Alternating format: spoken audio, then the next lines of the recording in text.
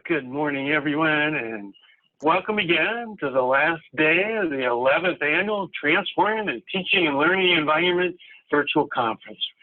It's presented by Northeastern State University in beautiful Tahlequah, Oklahoma. I'm Bob Ailes, and I have the honor to be your moderator for this session.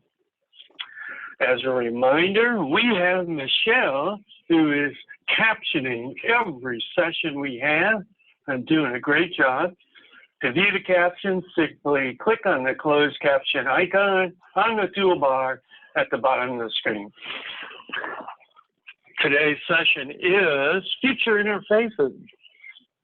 Virtual reality, augmented reality, and the future of education. And I, for one, am really looking forward to it. We're fortunate to have back from the sick bed, Jason Jarvis from Loyola Marymount University. Jason, take it away. Well, first, thank you all for being here, and I'm certainly sorry about the sinus infection that prevented me from doing this on the original day. I really appreciate Bob being understanding and rescheduling me. I was ready to go, but my voice and my body certainly didn't cooperate. So thank you all, and good morning from Los Angeles. I know that some of you are not in warm climates, so we'll send some warm vibes to you from the bluff overlooking the beach here. So today I'm going to talk about virtual reality, augmented reality, and the applications that it has to education. But I think that to begin with, I want to point out and get into sort of the role that it's going to play in the future of just more than education. Because VR is definitely, there we go. I want to talk about three things. First, I'm going to discuss the sort of rise of technology companies, because while we've sort of been around, and certainly in my lifetime, there's been a tremendous transformation in financial and ultimately political power around the biggest companies in the world. And we're at a point now where we could certainly call it the age of technology, not just because the technology is everywhere, but because those companies have a disproportionate influence on the development of society given their size. They've largely replaced oil companies. Second thing I'm going to look at is the technology itself. I'm going to show you a couple of videos from the promotional materials that companies have for their development prototypes. And we're going to look at companies like Microsoft, Google, and Facebook and what they're doing with this. And the reason I think we all have to be aware of this technology is because the largest companies in the world are spending billions of dollars developing it. So when they're all doing the same thing, you probably should pay attention. And VR and AR, as I'm going to talk about, are not gaming systems, though that's what we see them as. They are, in fact, the Nest interface. And I'll explain what that means. And then finally, because all of us are probably educators, I think here, what does this mean for us as educators? How is this technology going to alter the environment we teach in? And then what can we potentially do with some of this? And I want to show you some things that people are already doing. So you can sort of think through, regardless of where you're coming from in the academy, what it can mean for you in your particular field and the areas where you teach. So first part is the age of technology. And I'm going to show you a couple of graphs here that are sort of striking. And this one is a little dated, but I think it's still important because it speaks to what's happened in the past 15 years. The market value of box stores has dropped through the floor. In fact, over the weekend, I was in a mall with my son, and we were watching a Sears, which was having a going out of business sale. In fact, they were literally selling everything that used to hold products. So that was all they were left with, shelving and things of that nature. That big multi-level department store is just basically empty. And their market share has dramatically dropped over the past decade to the point where they are now closing all of their stores. And I think most of us probably have shopped on Amazon. I'm certainly guilty of this as much as anyone else. I've supported their rise because they're so super convenient. But the change in market share is significant and speaks to what's happening broadly within the larger economy. So it's not just the box store and Amazon. You can see the same difference in energy companies. So the largest global companies in 2008 were largely energy companies. PetroChina, Exxon, General Electric, Gazprom. And what you've seen is a massive change to the point where companies that are now the largest companies in the world are companies like Apple, Google, Microsoft, Amazon, Facebook, Tencent, which you may not be familiar with if you're not familiar with the Chinese society, but it is a large social media company in China, and Alibaba is Chinese Amazon. So you really look at the top 10 companies in the world, the biggest ones, they're no longer energy companies. They're almost not really represented at all. They're all largely technology companies. And that speaks to the power shift that's happened and the development of the economy towards what I'm calling the age of technology. The numbers just bear it out. There's been a huge change, not just in American society, but globally. If you're not familiar with the term unicorn, that's a company that's $1 billion company. And if you look at the top 10 unicorns, private companies that are valued at over $1 billion, these are almost all technology companies. Uber, Didi Chuxing is more or less Chinese Uber or Lyft. Xiaomi is a software hardware company in China. I've used Airbnb, as many of you probably have. SpaceX, which is Elon Musk's company. Palantir is a cybersecurity firm. WeWork, which has gotten some negative press recently related to whether or not they're actually profitable and changing in their leadership, but they're a telecommuting and workspaces company with global offices. Lu.com is a peer-to-peer lending company in China. And so you get the idea, Pinterest, et cetera. These are all tech companies. And they're all valued at over startups, which came out valuing over $1 billion. So we're changing society is changing and the economy is changing. And that leads to the question, what are those companies doing? And that's going to be the focus of a lot of what we're going to talk about here and look at for the rest of this session. One of the publications that I've gotten a lot out of, and I would encourage people to maybe look up because it's free, is from the Deloitte University Press or the Deloitte consulting firm. They put out an annual publication called Tech Trends, and they do it every year. They talk about what companies are doing with technology, and it goes way beyond VR and AR, but it includes a whole host of things such as blockchain, et cetera, so that you can get a broad-based understanding of how business is using technology. And they're looking not just at what's happening now, but what they think companies are doing in the future. It's always worth looking at that. Every year I try to get a copy of it just to keep myself current with the changes that are happening. And in 2018, they said the following, which is that indeed our means of interfacing with digital information will likely no longer be screens and hardware, but gestures, emotions, and gazes. And this is why I've titled this presentation Future Interfaces, because when we're talking about VR and AR or mixed reality, we're not talking about gaming systems. We're talking about the way in which we interact with digital technology, and that's changing. And I'll show you a graphic that I think really gets at this in a few minutes. But if you're thinking about this as a gaming system, you definitely shouldn't. And what you need to be thinking of it as is wearable computers. Because the future of digital media is visual, it's virtual, and it is wearable. And that's where we're moving. So within the next decade, I think we're going to see the cell phone disappear and headsets become the norm. So that's the goal, is that you will not be tied to your cell phone, because your cell phone will be literally on you. And the future is wearable computing. And that's something that I think a lot of us have not really, certainly I had not spent much time thinking about, but it really speaks to what the essence of sort of visual or virtual and mixed reality and augmented reality is, which is the augmented sort of moment where we move into a space where we're wearing our technology and not just carrying it around. So by this year, there are supposed to be 100 million wearable devices, which is a pretty good number. And that speaks to the health of the economy for these types of devices. And that means a lot of different things. At the moment, it means activity trackers. Maybe you've got a Fitbit, that's part of this. And there's a whole host of those, and they're getting smaller and more effective and built into a lot of stuff. Healthcare devices are absolutely part of this, because all kinds of bodily type monitoring can be done with wearable devices. Smartwatches are fairly common, and the area that I think we haven't spent as much time thinking about, which is definitely part of this, is smart glasses. This is where I'm going to focus most of my work, or my discussion, but I do want to sort of acknowledge that this glasses and the headsets are really part of a larger trend, which is that technology is becoming wearable and built into our bodies and built into our clothing so that becomes less and less invasive and much more easy to use and sort of disappears, I guess, for lack of a better way to say it. The less visible and the less we notice it, the more seamlessly it's integrated into our bodies and our lives. And this is a trend that is certainly not slowing down. If anything, it's definitely growing. So I want to spend a minute here so that we have real clear understanding of what different types of technology are. And here I'm taking this from the Deloitte document.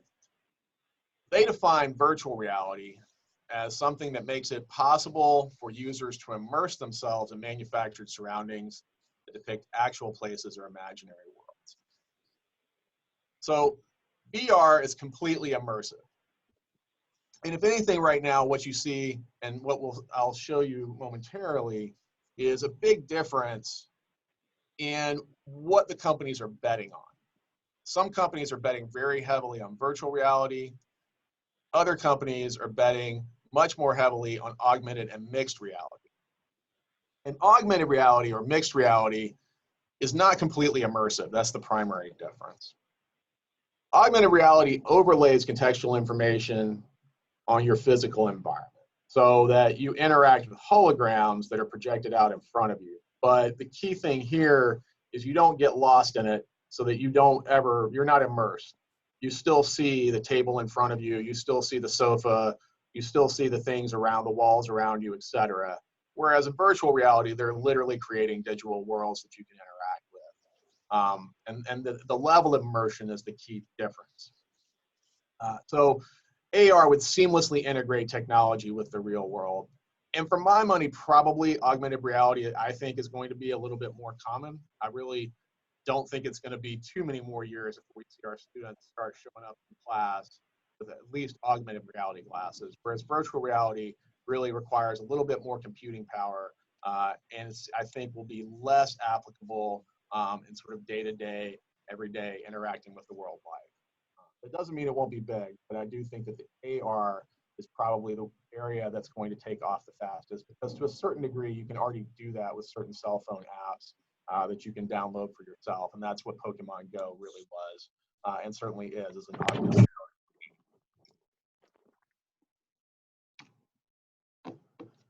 So I think this graphic really, while it is long and big, and I'm going to sit here for a minute, gets at this transition. So interaction is changing. We've always interacted with our technology. Computer technology is based upon this interaction, but very specific types. And what's changing is the way that we interact with that technology. And augmented and virtual reality are the next step in that evolution. And so what this graphic gets at is that chains of command and the distance between you and your technology has been slowly or rapidly, depending on your perspective, changing. The old types of interaction are the ones a bunch of us probably did this morning to get into this conference. We pointed, we clicked, maybe you cut and you pasted the link into Zoom, and we typed a little bit. And that is what's on the far left of the screen in this graphic. The individuals at the top, the yellow circle, that's us, hardware, and your interface, and then we get into the digital environment. That's one way. That's really where we have what they're calling messengers here. So our devices interact with the interfaces. Most of our input comes from a keyboard or from a mouse. Now, some of us are definitely interacting with smart screens these days, which is a new step. And these are screens that are manipulated based on the environment and some sort of physical or spoken interaction. You do this with your cell phone a lot. If any of you are using Siri or Alexa or what have you, you're talking. A lot of apps these days require swiping or touch screens. And so that is a evolution away from pointing, clicking, and typing. It is now much more physical in terms of touching, swiping, and talking. And that's kind of where we are now. Augmented and virtual reality are the next step. So when I say it's the future of interfaces, these are what the graphic is calling, and I think fairly accurately, intuitive interaction. And what this means is that the devices respond to your movements, to your body. So when you're in virtual reality or you're using augmented reality technology, it is very tailored to you, and in some ways may very well know you better than you know yourself. As I'll show you with a couple of the videos in a moment, Microsoft, for example, when the HoloLens, it's all about gestures, it's about your eye movements, and this technology, when fully developed, may very well be able to react to your mood. So pupil dilation may not correspond to what you say you feel, but your technology is not going to be listening to what you say, it's going to be responding to what you do. Some of that, I have to say, for better or worse, is not always conscious behavior. And so when I say the technology will know you better than you know yourself, I'm not kidding about that. For those of you who may be concerned about privacy and the gathering of data, I'm sorry to say the next wave of interaction is going to be much, much worse because it's biological data. And some of that is stuff that we ourselves don't even know about ourselves. And believe it is absolutely going to be collected, and it is being collected as this technology is being developed. But for privacy advocates, the next step is a little more frightening than the past two have been, I'm sorry to say. Nonetheless, it is intuitive. It will respond to your heart rate. It will respond to your body and the way in which you are interacting or reacting with the holographic material in front of you. And so I think this graphic, while maybe not the best design, absolutely sort of sums up what's happening and where we're going from past to present, future. And here I want to stop if people have any questions, because I know my students complain I talk too fast. Is there any, have I blown through anything that anybody wants to go back to?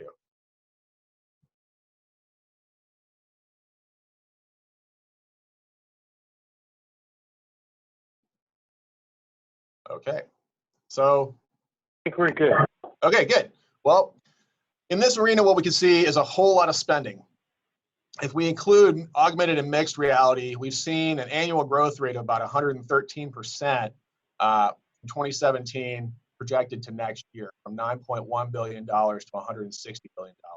So it's safe to say this type of technology is not an anomaly. It is something that people are betting heavily on. And what this means, definitely that's at the end of the screen. And here I'm going to flip over and show you what Microsoft is envisioning for the HoloLens. Now they're on the second prototype of this, and the HoloLens 2 is being shipped to developers at this point. So if you're a coder and you're writing software for it, then you can get your hands on it. But if you're the average consumer, it's not quite ready for consumer sales. At the same time, they're heavily promoting it, and you can certainly look at what they are describing about their future.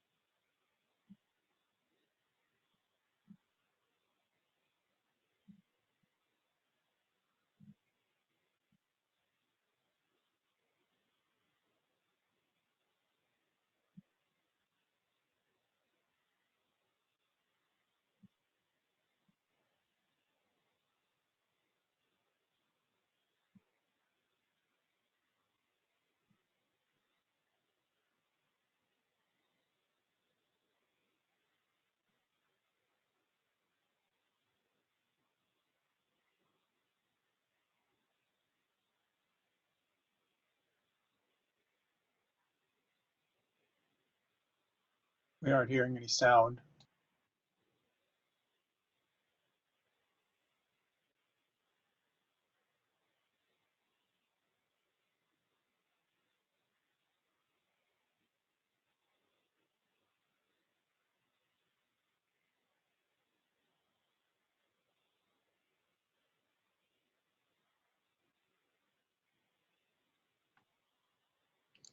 What you can see from Microsoft is that for them, this is a wearable computer. They're not pitching it as a game system. They're not claiming it's anything other than that. It is a mobile headset computer-based system so that you would leave the desktop, you leave your laptop, and you don't need your cell phone anymore. You just put your headset on, and you interact with holograms that are directly in front of you.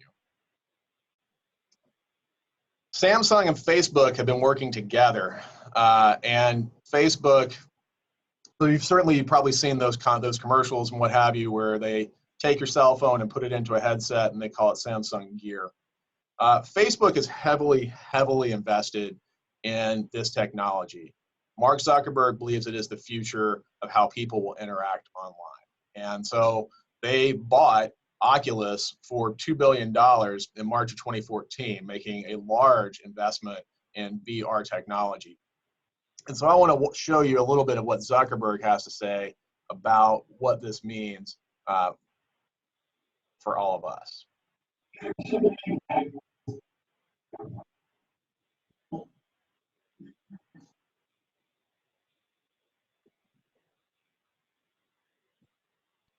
We are not hearing the audio. There is a way to link the audio when you play it, but I don't remember exactly how you do that.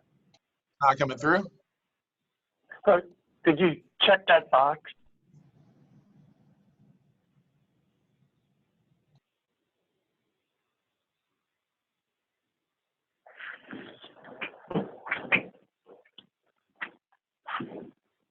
Jason, I think what happened before you check the sound from computer audio, a little checkbox.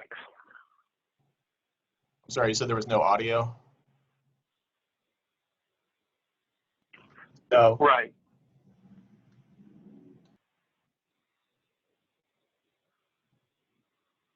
Hello?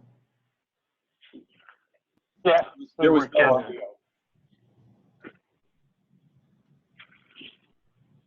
Hello? Hello? Yeah, so is there no audio coming through? No, there's no audio. Oh, No. okay. There is a checkbox. Bob knows where it is that you check to get your computer audio to go onto Zoom.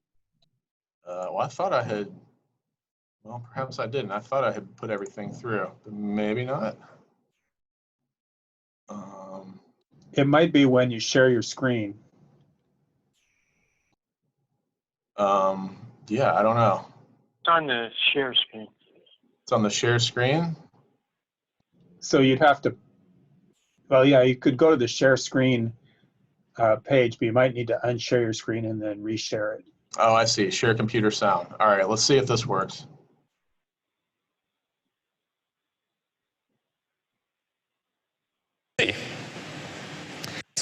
There's mobile. There are two main categories of VR products. There's mobile, like Gear VR, which is affordable, and you can take it with you, but it's not as powerful as a PC. And it doesn't have positional tracking, so you can't move through space. And then there's PC VR, like the Rift. And this is the world-class virtual reality experience, but it's a little... Just there, that's coming through? Or yeah. No? Okay, it is. Okay, then I'm gonna go more full expensive, screen. and it ties you to a fixed computer. If we're going to get 1 billion people in virtual reality, we have to keep working on both affordability and quality.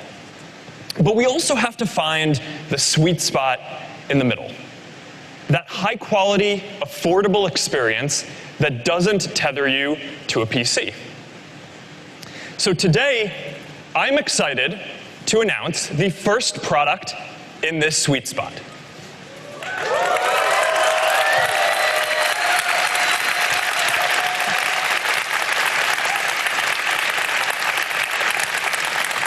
It's an all-new standalone headset that doesn't require you to snap in a phone or attach a cable. We're calling it Oculus Go.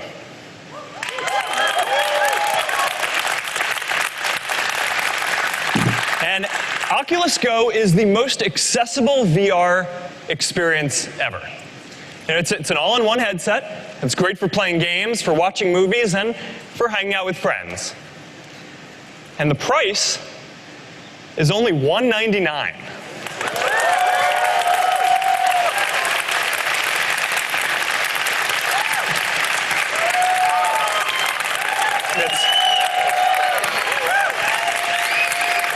That's going to ship early next year. So a couple of things come out of that video that I want to point out. Zuckerberg points to the kind of big barriers that currently exist. One of those is cost. Most of these headsets are very expensive, and that's something that Facebook/Oculus is trying to address, particularly with that headset. The second is that virtual reality devices, for the most part, the really good ones, require you to tether your device to a larger desktop or a bigger computer. And that sort of ability to get untethered so that people can move around as much as they want and as freely as they want is sort of a barrier to adoption. And so as those two issues become less and less of an issue and new devices come out, you're going to see that it becomes more likely that Zuckerberg's vision of 1 billion Facebook users all accessing Facebook through virtual reality becomes much, much, much more likely. And that's clearly something they're trying to address through a hardware approach. And that's one of the changes you're seeing in a lot of the social media companies, is that they're becoming hardware companies. So they're no longer just providing platforms. Facebook wants to also, for example, provide you with the hardware that you access the internet to as well. And you're seeing this happen in a lot of places. Amazon is doing the same thing by providing you with their own tablets, with Alexa, etc. They're shifting not just into the platform, but they're also trying to provide the hardware that you access them with as well. And this is a larger trend that you're seeing across the board. I think this is the product that is probably the one that the students are going to latch onto pretty quickly. Apple is in the process of building out what they're calling the Apple Lens, which will be a standalone augmented reality headset. And they've been a little bit behind other companies, quite frankly, but they're trying very quickly to catch up.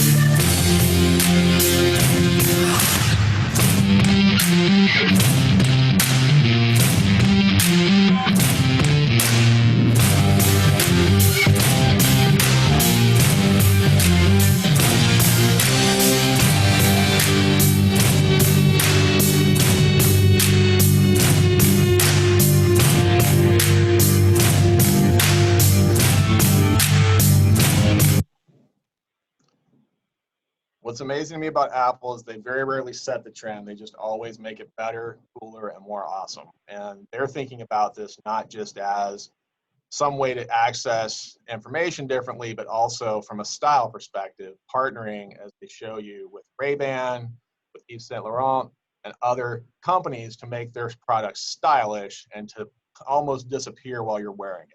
And that's where I think Apple has obviously done a great job in the past. And given the number of students I have who are using Apple products, I anticipate seeing them wearing some of these as soon as they get on the market because it looks cool. And that's something they're doing, I think, a little bit more effectively, perhaps, than some other companies in terms of thinking about their marketing.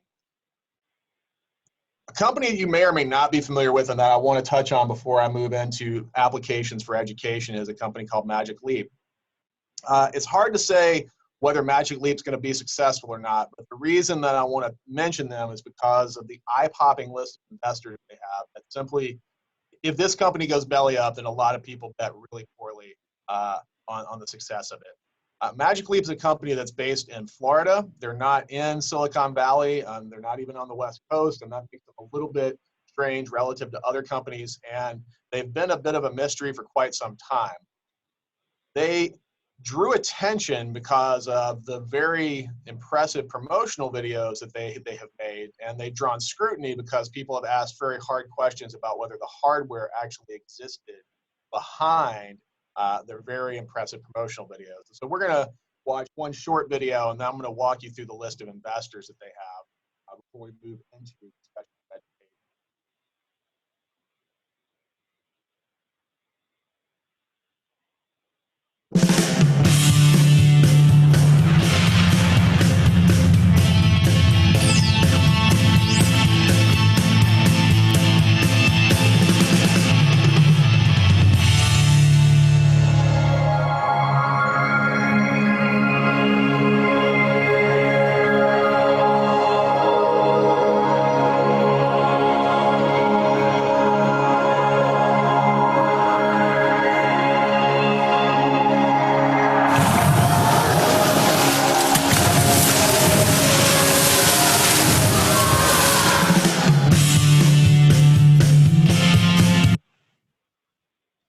That video drew a lot of eyeballs on YouTube, and it's a pretty impressive video. I mean, you watch it and think, I'd love to see that real, up close in real life.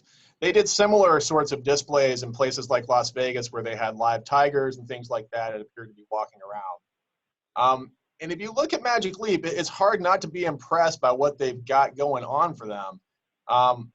They're in the process of releasing their first prototype. It's going to developers now, and it's called the Magic Leap 1.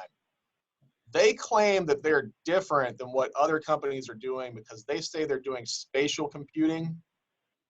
Some of the explanations sort of center around this idea that they can read eye movements differently than some of their competitors.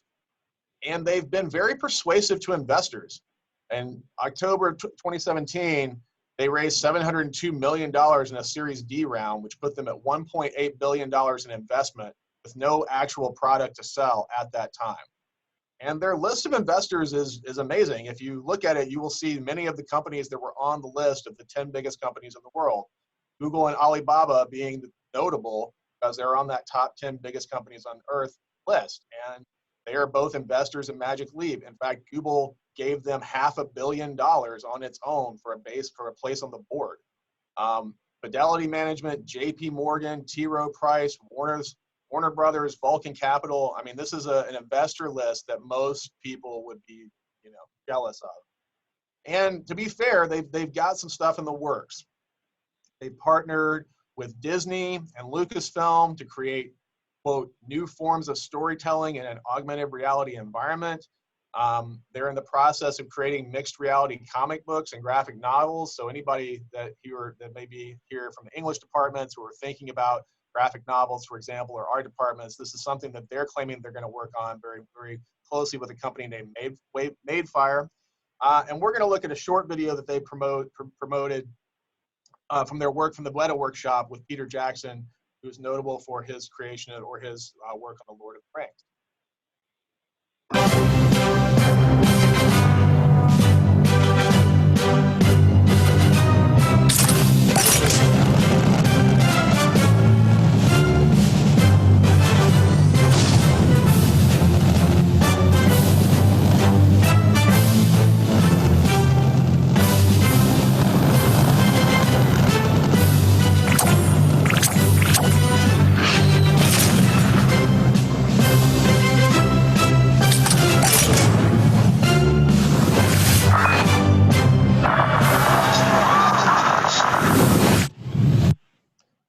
So that gives you a taste of Magic Leap. The trick with them is that there's been some criticism of them. The Magic Leap 1 has definitely gotten mixed reviews from tech magazines and blogs like Wired, Ars Technica, etc. People are not 100% impressed with what they've produced so far. Unlike what the HoloLens is pitching and what Apple is claiming they're going to have, this requires you to wear a device on your waist. So you may have noticed a little wire going off the back of the neck person that's playing the game. So it is wireless, at least if you say you're not connected to a desktop device, but it is wired to the extent that the headset has to be connected to something that you wear on your face. So at this time, so they may work through that, and perhaps it will get better. So it's certainly a company to be aware of and to watch, but it is yet to be seen if the investor list, as impressive as it is, will match the actual product they eventually put on the market. Which brings us to applications. So for those of us concerned about education, what does this mean? Well, it strikes me that the things that are going on with this technology that are really impressive, and that we ought to be aware of and thinking about as educators, what can we do with this? Well, it's immersive. If you're either it's partially immersive or completely immersive. And so whether you're using the augmented version that Microsoft and Apple seem to be focusing on, or perhaps the Oculus Go, which is completely immersive, it allows communication that is three-dimensional and which allows co-presence.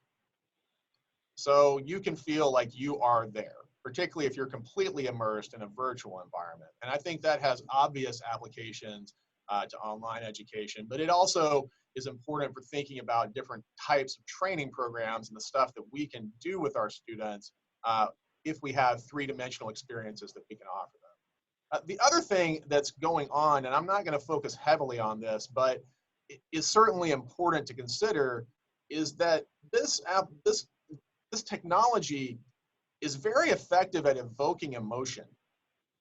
Some of the most interesting things that I've seen and experienced were applications which were designed to help you simulate empathy, horror, happiness. So in a completely immersive environment, if you want somebody to know what it's like to be in a war zone, you can kind of put them in a war zone.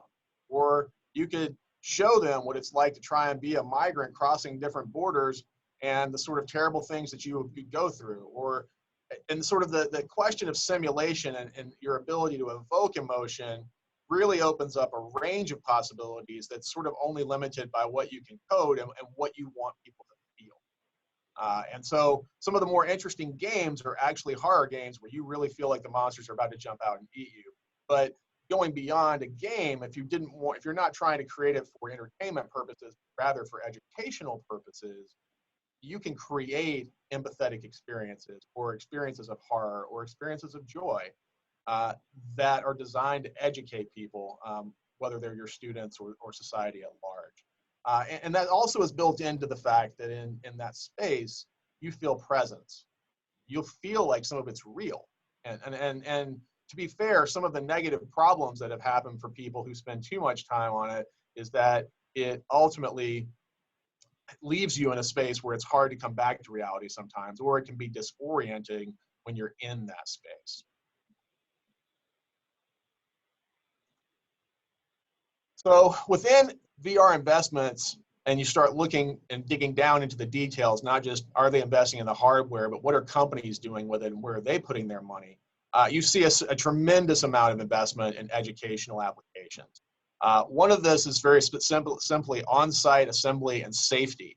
So training programs that teach people how to do stuff with dangerous things are very much something that this technology is being used for. Safety programs that train people how to do things following certain regulations and codes and what have you.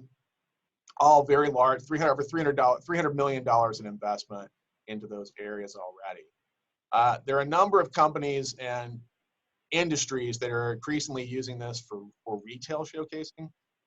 Certainly, this is definitely happening a lot for high-end real estate, for example, is being done a lot with this. You also see manufacturing process training happening, so how to build and use things and put them into practice. There's over $200 million in investment there. The investments speak to the larger attitudes about this technology and its value for education from a broader perspective. And so we're seeing applications that fall into four very specific categories. Communication and collaboration. And this includes immersive video conferencing, live chat, cooperative designing, so that people are working together across distances to design things, quote unquote social media, and that speaks to what Zuckerberg sees is going to happen with Facebook and why they're investing in it. Relationships and dating is an area where this is happening a lot, and the healthcare industry is absolutely latched on to this technology for a variety of reasons, not the least of which is training each other and training to do difficult things such as heart surgeries and things of that nature. And there's a video linked to the PowerPoint, which I would encourage you to take the time to look at. That sort of shows how they're training students in medical schools to do this. But construction, cooking, etc., all these, anything you're going to teach somebody how to do it has very immediate applications for virtual reality and augmented reality. And the Microsoft video sort of spoke to some of that as well. Another area that's quite large is field service and customer service, which is that the HoloLens, at least, is being beta tested for real-time communication between home offices and field people in the field who need to gain direct information to do a better job of providing service to specific customers and to transfer data in real time. And there's also, for people in business, an absolute interest in this in the travel industry, hospitality, and interactive marketing and customer experiences.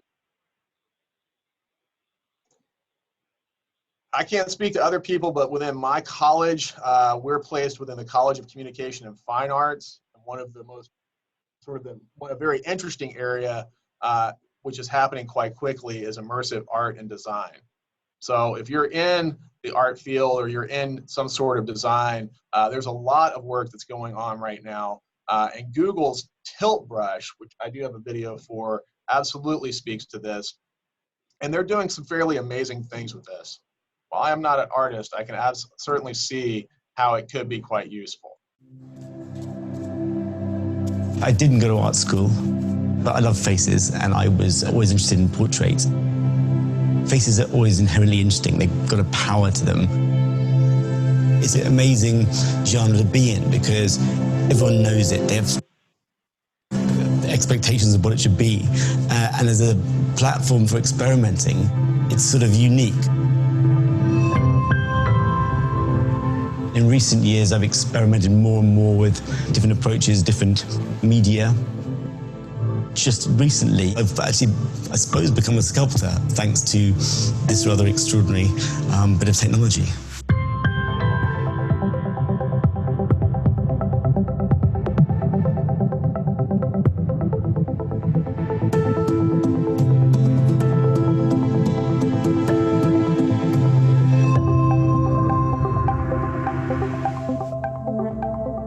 Technology and art are implicitly combined.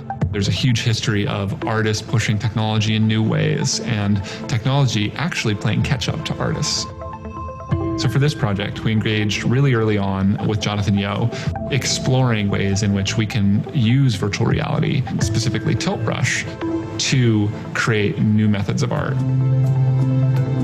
It's really hard to communicate the power of painting in 3 dimensions. One of the extraordinary things about Tilt Brush and working in virtual reality generally is you can make these sweeping gestures that you would see if you were doing an expressive painting. By coincidence, I also had a 3D scan done of myself, and it turned out that the 3D models could be imported into the virtual reality. From that, I was able to draw a self-portrait head. The fact that you can freeze these movements, it's sculptural, but it doesn't have to obey the laws of physics. One of the strange things is, the second you take the mask off, it's completely gone. That got me thinking about how to use it to make a real sculpture.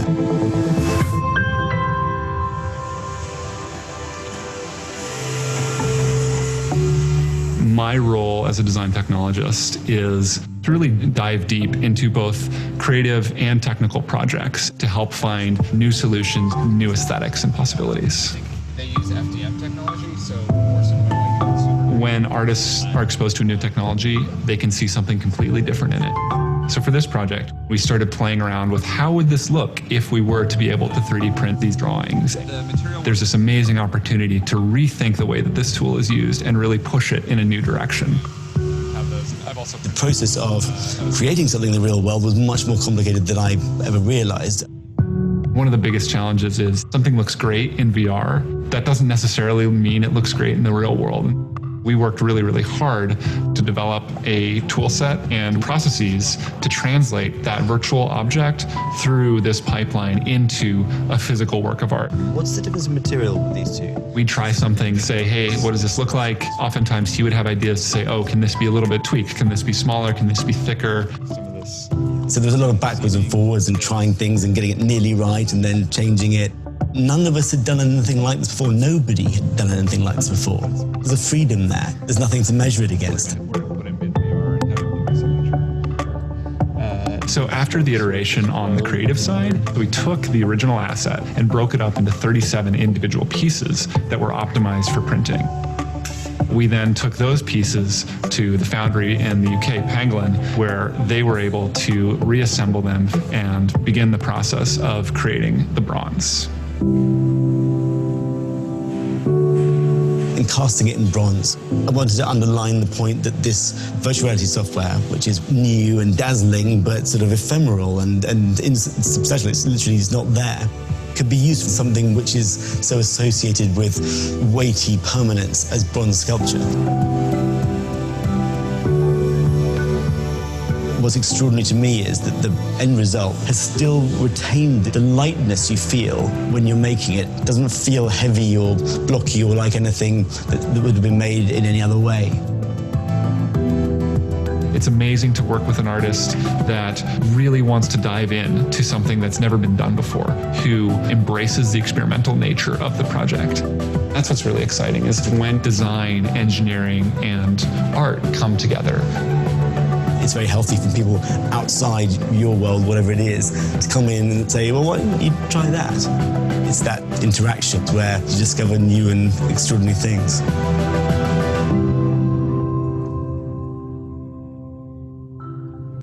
Personally, I get a lot of inspiration from artists, and what I love about that video is he sort of speaks about the fact that they didn't exactly know what they're doing. They're experimenting, and I think the excitement to me about the technology is that that's sort of the moment we're in. 10 years from now, everything is going to seem a lot more normal. At the moment, what you can do with this technology is kind of open to your imagination, and so I'm not really here with a lot of prescriptive solutions for what you should be doing. It's more, how can you envision this sort of technology opening up new ways to teach your students within your respective departments and fields. If you're interested in virtual VR art, Android Jones and William Latham are two artists who are definitely doing some very visionary work. And I'm not sure I understand all of it, but they sort of give you another perspective on how this stuff can be used. Another area that's definitely changing is broadcasting. NextVR is a company that has been broadcasting for a couple of years now, and every week there is a live virtual reality broadcast of the NBA so that you can feel like you're sitting courtside watching a game. But for those of us who are in communication, which is where I am, if you're thinking about mass communication, the screen may start to disappear, and this will become more and more and more normal. So the technology that we're talking about and the way in which we've talked about television certainly may very well change in the future. I think this speaks to exactly what is going to likely happen with online classes. I think I've been pushing my university to invest now because I think we are probably, if I'm being honest, different parts of our university are either ahead or we're behind.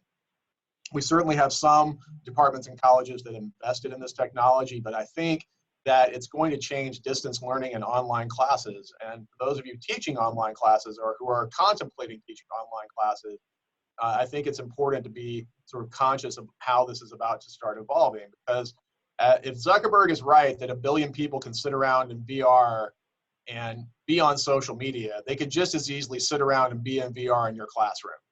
All right, so real-time, immersive, co-present courses broadcast in virtual reality, just like NextVR is doing with the NBA game. And I don't really see, it seems to me the only barrier to that is people investing in that technology and having the ability to do it, and having the prices drop. So there are obvious barriers, and they're the same barriers that Zuckerberg talked about. Prices are very high. You've got to be connected to a desktop right now. As that changes and prices drop, and these headsets become as normal as a tablet or a cell phone, I believe we're going to have students who probably already have all of that technology in many cases. And so the overhead, both from an institutional perspective and from your expectation of what your kids have, will be much, much lower. And at that point, if the university is just making up the difference to try and ensure that everybody has access to a headset, it becomes a little bit easier. But certainly the potential audience for a VR broadcasting course is going to continue to go up as more and more people just have their own headsets. And for someone like me, I don't particularly like teaching online courses, but I would love to be able to do it if the students felt like they were there and we could have sort of a co-present experience. And that really, to me, is an area that I think is going to ultimately cause online classes to evolve. And this technology is one we should be keeping an eye on. And I think that the universities that choose to do it first will be seen as trendsetters. I wish that would be us. I hope we are. The final area that I want to suggest is one that perhaps people haven't thought about, which I touched early on, which is that as you're teaching classes, and certainly this is an issue that my digital rhetoric class is going to be touching on later in the semester, there are ethical questions that have to be asked about this. And I think that those are questions that classrooms are perfect spaces in which to raise those questions. So one area that's very obviously related to this wonderful technology is sort of the dark side, which is described in certainly a lot of the literature as biosurveillance. Wearables collect data.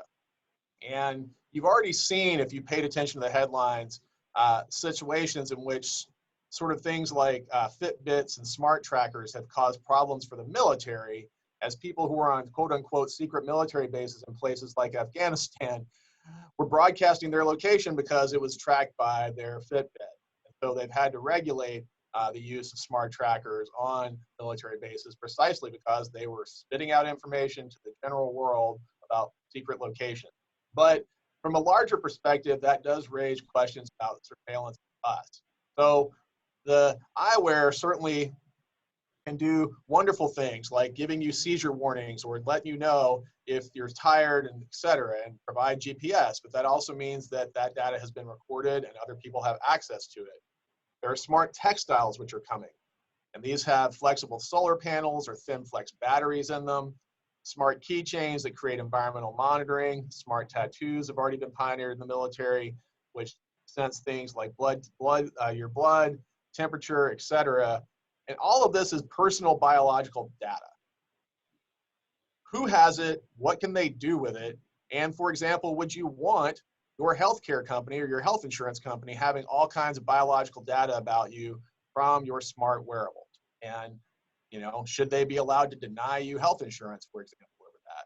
So the range of ethical questions that I think are absolutely essential to a whole number of classes and that we are teaching, and certainly that I am teaching, I think are very legitimate areas for inquiry that professors perhaps are uniquely situated to ask and to have debated. And this also extends to another area that I want to touch on right now, which is that VR in particular, and I'm not talking about augmented reality right now, but virtual reality environments are largely unregulated.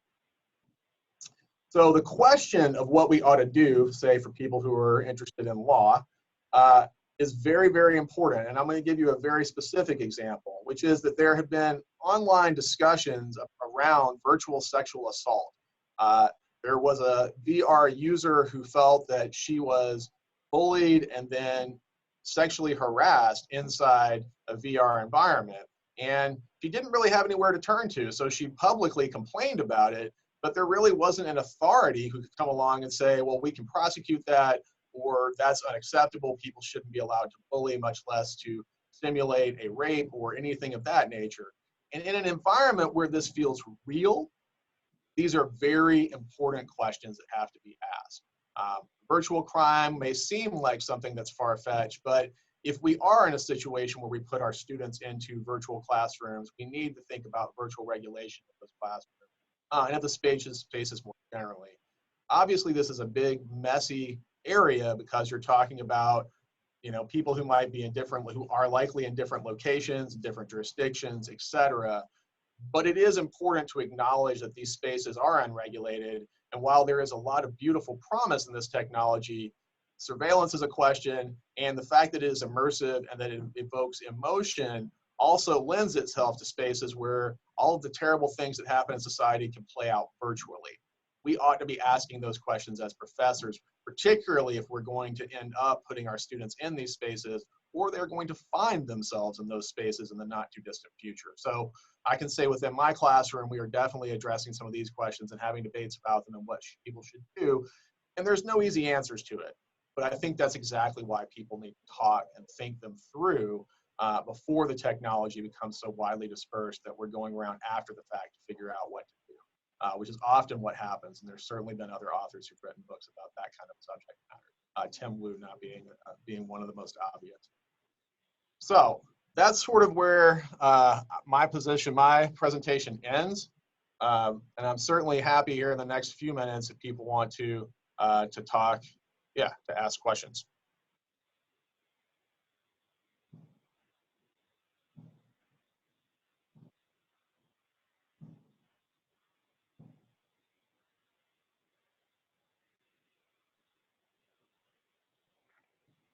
Yeah, we'll give them the type.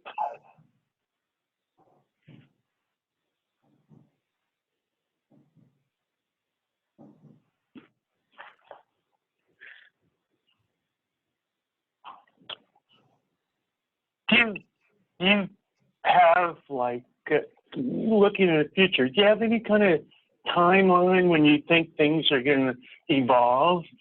If you had to guess, it's hard to predict this stuff, but. Well, I mean, the part of you can certainly look at I think Apple plans to have their headset on the market within the next 2 to 3 years. Now, how fast it sells and those sorts of questions, that's definitely something I couldn't say, but we can certainly see that Microsoft and Apple plan within the next couple of years to put their headset on the market.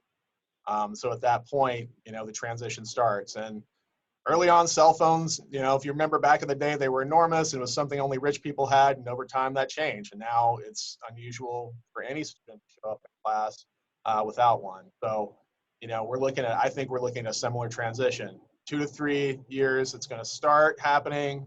5 years will become more common. I think within 10 years, these are conversations we'd be forced to have. So as I tell my colleagues, if you hate PowerPoint, you're going to love what comes next.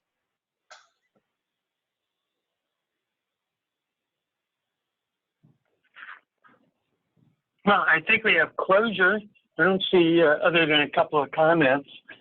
I think at minimum, as Valerie's saying, we need to, begin thinking about how we can use this in the courses we teach, so we're ready.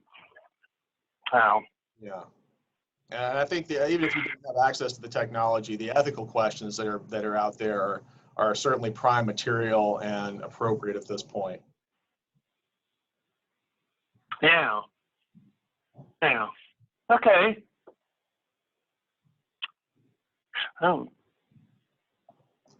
That's a good question from Alan. I'm sorry, I don't know what you mean by LMS.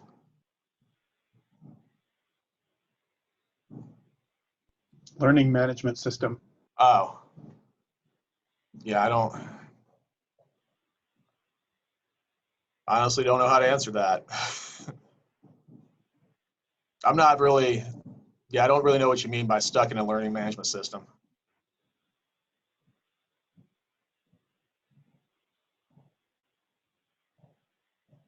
Sorry.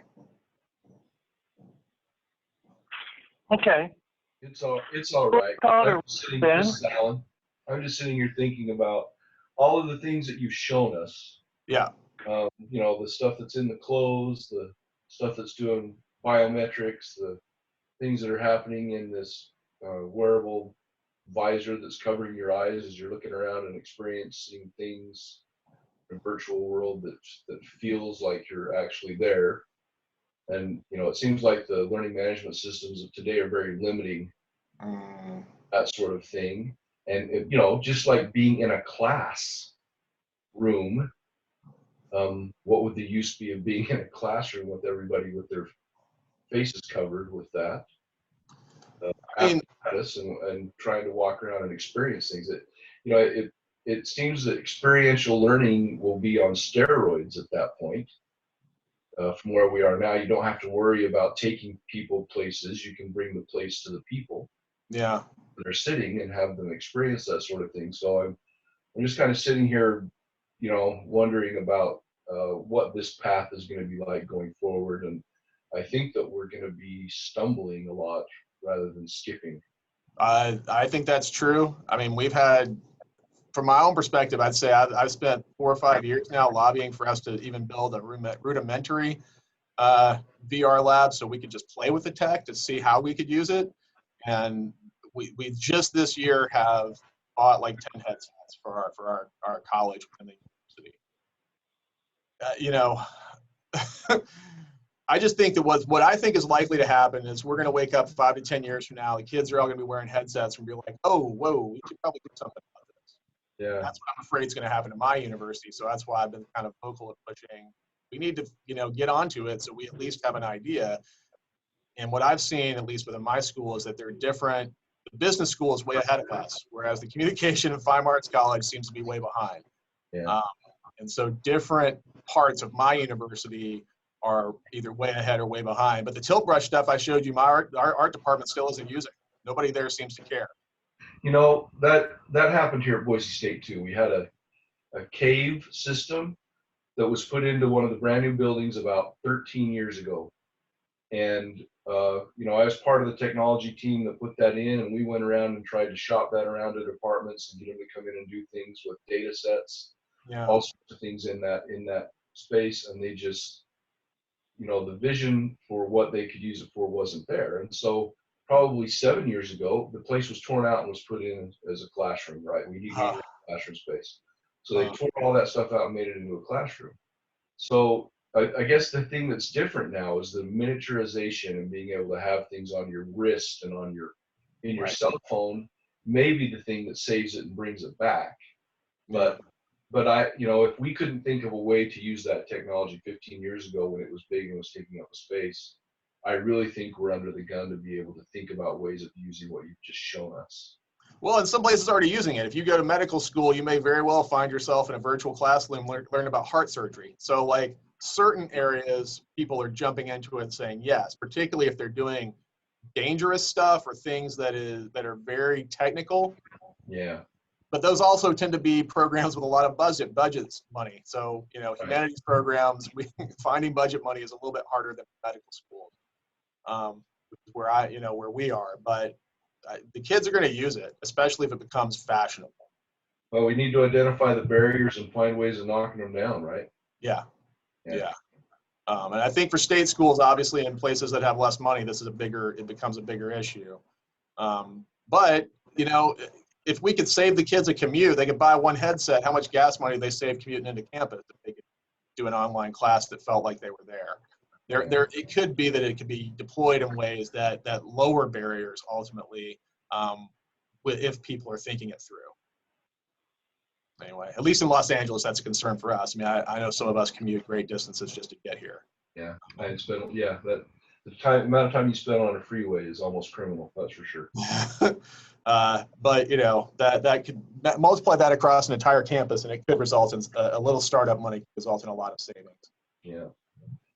Well, Jason, I've appreciated your presentation. You've got me thinking and wondering how we're going to make it through this and have it be something that's valuable. I mean, I'm sure we will, but I think there's going to be a lot of missteps and stumbling as we go forward, and especially in education.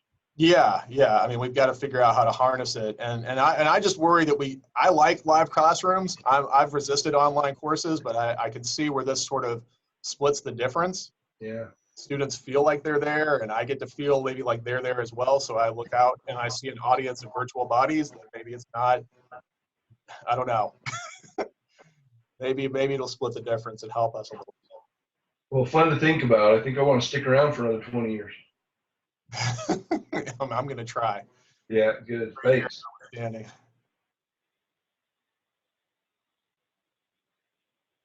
All right. Okay. Great. This is great. Thanks. Jason. That's really, I think a lot of people are interested in. So, good stuff. Well, I Thank really you. appreciate you all being patient with me and not being here, last time. And I'm really happy that we got to do this today. So thank you all for being here. I really appreciate the opportunity. Totally worth the wait. Thanks. Cheers. Hmm. All right. Well, I'm going to sign off now. I've got a student who's got to come in 5 minutes. So you all have a wonderful day. And if anybody needs to reach me, I'm going to type in my email address. I'm happy to continue conversation privately or through email. Bob, if you wouldn't mind just passing that out to everybody. Or maybe did I do that wrong? Oh, I can send it to everybody. Sorry. Yep. I typed that just to Bob. And if anybody wants this PowerPoint, just email me. I'm not too territorial about my educational materials. I'm very happy to share. And there were some videos we didn't get to. They were at the bottom of all the PowerPoints. So, some of that might be. Okay. Thank you much.